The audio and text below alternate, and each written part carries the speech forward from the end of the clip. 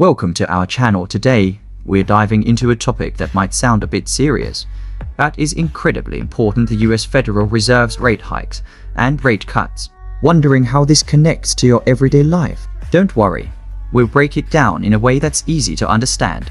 What are rate hikes and cuts? Simply put, a rate hike means banks charge higher interest on loans, while a rate cut means lower interest rates. The Federal Reserve, the US central bank responsible for monetary policy, decides whether to adjust interest rates based on the state of the economy.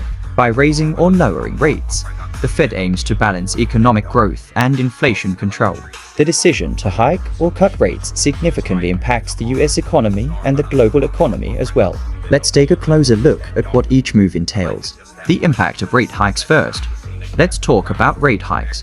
When the US economy is growing rapidly, demand for goods and services increases, which can lead to rising prices, inflation.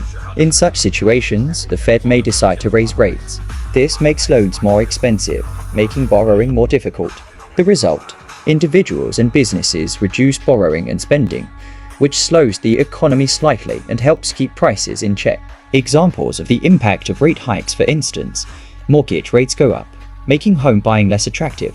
Credit card interest rates increase, discouraging excessive spending. In short, rate hikes encourage people to spend wisely and avoid overspending. While they help control inflation, they can also slow economic growth by reducing demand for loans, which impacts industries like housing, car sales, and consumer credit.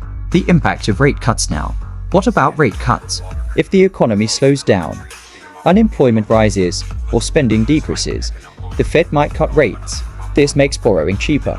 Businesses can afford to expand and hire more people, while consumers are more likely to take out loans for homes, cars, or other purchases.